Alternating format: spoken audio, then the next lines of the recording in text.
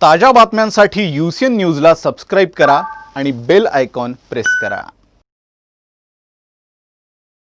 प्रशासन की सख्ती और नेशनल ग्रीन ट्रिब्यूनल की ताकीद के बावजूद उपराजधानी नागपुर में जमकर पटाखे फूटे। पर दिलचस्प है कि इस बार दिवाली में प्रदूषण कितना रहा, इसकी जानकारी सार्वजनिक नहीं हो पाई। दरअसल CPCB और MPCB ने दिवाली के दिन हुए प्रदूषण का कोई डेटा जारी नहीं किया है। ऐसे में पर्यावरणविद सवाल उठा रहे हैं, क्या ऐसा जानबूझकर हुआ है? इस बार कोरोना संकट के बीच भी नागपुर वासियों ने जमकर दिवाली मनाई। नागपुर में रहने वाले हर शख्स ने अपने आसपास पटाखों की आवाज़ सुनी होगी, जिससे निश्चित है कि शहर भर में पटाखे सिर्फ 14 नवंबर की रात 8 से 10 बजे के बीच ही नहीं फूटे। वर्तमान में कोरोना संकट को देखते हुए उम्मीद थी कि लोग जिम्मेदार नागरिक की भूमिका अदा करेंगे, पर ऐसा दिखा नहीं। नेशनल ग्रीन ट्रिब्यूनल की ताकीद को भी नज़रअंदाज किया गया। खैर, जो हुआ वो हुआ, पर आखिरकार पटाखों की वजह से नागपुर शहर में प्रदूषण कितना हुआ, यह भी सामने नहीं आ पाया। प्रदूषण के स्तर को मापने वाली और जानकारी सार्वजनिक करने वाली संस्था केंद्र की सेंट्रल पॉल्यूशन कंट्रोल ब्यूरो और राज्य की महाराष्ट्र पॉल्यूशन कंट्रोल ब्यूरो ने दिवाली के दिन कितना प्रदूषण हुआ, इसकी जानकारी ही सार्वजनिक नहीं की। ऐसा आरोप पर्यावरण के लिए काम करने वाली संस्थाओं ने लगाया है।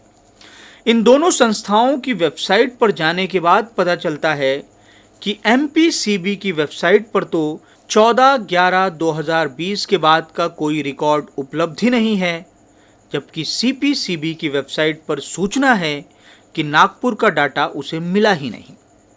खास है कि CPCB की वेबसाइट में 16 नवंबर के एयर क्वालिटी इंडेक्स की जानकारी मिलती है, जिसे समाधान कारक बताया जा रहा है। पर 14 नवंबर की शाम से लेकर 15 नवंबर की सुबह तक स्थिति आखिर क्या रही, इसकी जानकारी उपलब्ध ही नहीं है। CPCB के तरफ से भी और MPCB के तरफ से भी नागपुर का इम्पैक्ट क्या हुआ इतने फटाके फूटने का, इसके बारे में कोई जानकारी अभी तक नहीं दी गई है। और इस बार बहुत ज़्यादा एक कन्फ्यूजन था मार्केट में। देखिए, नेशनल ग्रीन ट्रिब्यूनल NGT ने कहा कि जो नॉन अटेनमेंट सिटीज़ हैं, जहाँ पे वायु प्रदूषण ज़्यादा 102 कुछ सिटीज़ है, उसमें फटाके नहीं फोड़े जाएंगे, जिसमें नागपुर भी है। मगर महाराष्ट्र पॉल्यूशन कंट्रोल बोर्ड ने ये स्टेटमेंट दिया कि ग्रीन फटाके आप फोड़ सकते, ग्रीन क्रैकर्स। अब मुद्दा ये उठता है कि ग्रीन क्रैकर्स मार्केट में है क्या, ये किसी ने नहीं देखा। ग्रीन क्रैकर्स मार्केट में है ही नहीं। ग्रीन क्रैकर्स का लोगो लगा के जो नॉर्मल क्रैकर्स है उसी को ग्रीन क्रैकर करके फोड़ा गया, बेचा गया और फोड़ा गया, जिससे प्रदूषण की मात्रा बहुत ज़्यादा बढ़ गई। और दूसरी एक बात ये थी कि एक टाइम लिमिट फिक्स किया गया था कि 8 बजे से 10 बजे तक की आपको फटाके फोड़ने हैं। तो सबको ये लगा कि जो लोग पिछले साल फटाके नहीं फोड़े थे कि प्रदूषण होता है, उनको ये लगा कि चलो ग्रीन क्रैकर है, प्रदूषण होगा नहीं, बोल के हम फटाके फोड़ते।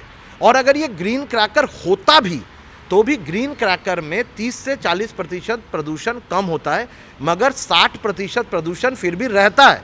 तो ये ग्रीन तो हो ही नहीं सकता, प्रदूषण तो हो ही रहा है। दिवाली के दिन का प्रदूषण का डाटा सार्वजनिक ना होना क्या कोई संयोग है, या जानबूझकर इसे जारी नहीं किया गया, ये सवाल भी पर्यावरणवादियों द्वारा उठाया जा रहा है।